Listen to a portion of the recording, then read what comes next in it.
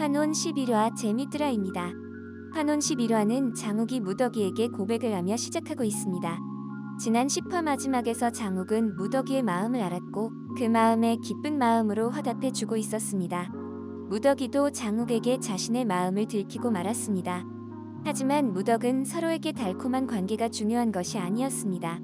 무덕은 자신의 기력을 되찾아 옛 낙수의 모습을 되찾는 것이 그 무엇보다 중요했고 그것이 이루어지지 않는다면 무덕이 역시 폭주하여 돌이 되어버릴 수 있었기 때문이었던 것 같습니다. 무덕은 장욱이 자신을 좋아하고 자신도 장욱을 좋아하지만 자신의 처지가 연애나 할 처지가 아니었기에 장욱에게 독한 말을 해버립니다. 장욱이 가지는 연정은 자신에게 잡힌 약점이 되리라는 것입니다. 장욱은 바라던 것을 다 이루어 송림의 정진각에 들어갔으니 무더기를 모르는 채에도 무덕은 달리 어찌할 도리가 없었습니다. 하지만 장욱이 무더기를 사랑하게 되었기에 무덕은 그 사랑의 마음을 장욱의 실력 정진을 위해 이용할 수 있었던 것입니다. 무더기 처지에서 보면 장욱은 무더기를 회복시켜줄 유일한 희망이지만 쉽게 게을러지고 쉽게 포기하는 한심한 존재임이 분명해 보입니다. 그런데 자신을 사랑한다고 사랑놀이나 하자고 하니 생사가 달린 무더기에게는 한심하기 이를 데 없었을 것입니다. 그런데도 장욱은 무더기의 상황을 알면서도 자기 일이 아니기에 게으르게 행동하고 수련도 하지 않습니다. 그런 모습을 보고 있는 무덕은 속이 터지다 못해 다 헤어질 정도였습니다. 무덕은 송림의 행수에게 장욱을 고발하고 수련 정진을 하도록 부탁했지만 장욱은 박진과 단판을 쳐서 아무것도 않기로 했던 것이고 다른 술사들과 달리 집을 마음대로 드나들 수 있었던 것입니다. 송림 총수 박진은 제왕성의 기운을 받아 태어난 장욱을 가르칠 마음은 없었습니다. 그저 송림에 가둬두고 어디 못 가게 감시할 목적이었던 것입니다. 이렇게 무덕은 또다시 위기에 불안해합니다. 이때 세자가 나타납니다. 세자는 무덕에게 자신 덕에 취업하게 되었다고 생색을 냅니다. 무덕은 세자에게 납작 엎드려 세자의 생색을 다 받아주고 세자의 마음을 기분 좋게 해줍니다. 세자는 무덕의 주인인 장욱이 꼴보기 싫습니다. 그래서 장욱이 검술도 형편없고 술법도 한참 아래라는 사실을 이야기합니다. 무덕은 세자가 말하는 말이 다 맞는다는 것을 알았습니다. 그러면서 반짝이는 아이디어가 생각이 났습니다. 세자와 내기에서 어떻게 해서든 장욱을 훈련할 아이디어였던 것입니다. 무덕은 장욱이 자신에게 정표로 준 파란 옥을 내놓고 장욱과 송림술사 10명과 대결해서 한 명이라도 이기면 파란 옥을 돌려받도록 세자와 내기를 한 것입니다. 세자는 자신 앞에 항상 당당한 장욱을 꺾어주려고 무덕이의 제안을 받아주었고 송림술사 10명에 독려하기 위해서 금두꺼비 10개를 준비해서 내놓기까지 했습니다. 한편 장욱은 자신을 훈련하려고 다그치는 무더기를 뒤에 두고 집에 갑니다. 집에 가서 목욕도 하고 과자도 먹으면서 자신을 키워준 김도주와 이야기를 나눕니다. 김도주는 장욱의 모습에 대견해하며 기뻐합니다. 장욱은 김도주의 모습에 힘이 나서 다시 송림으로 돌아옵니다. 이때 송림 술사 중 누군가가 장욱에게 훈련관에 가보라고 재미있는 일 있다고 이야기해줍니다.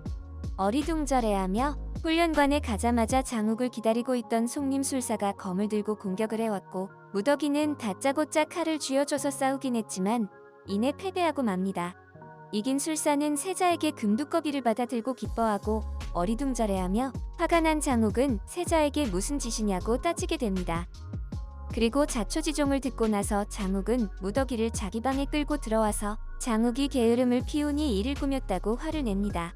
장욱은 왜 자신이 준 정표를 내기에 내놨냐고 따졌고 무더기는 그것이 아니면 장욱이 목숨을 걸고 나서지 않을 것이기에 그렇게 했다고 하며 자신이 가졌던 것 중 가장 소중한 그 새알을 한 번이라도 이겨서 되찾아 달라고 부탁합니다. 결국 장욱은 송림술사들과 대결하게 되고 하는 족족지면서 참패를 이어가고 있었습니다. 진무는 세자가 송림에 드나드는 것이 불편했습니다. 그래서 송림을 다녀온 세자에게 송림에 있는 허영을 스승으로 삼았냐고 물었고 세자는 세주권에는 치료차 가는 것이고 바람도 쐬면서 보기 싫은 장욱이를 혼내주고 왔다고 의기양양하게 이야기합니다. 그러면서 무더기에게 내기로 받은 파란 옥을 보여주자 진무는 그것은 음기운이 있는 파란 옥이니 양지운이 있는 붉은 옥도 있을 것이라고 이야기해줍니다.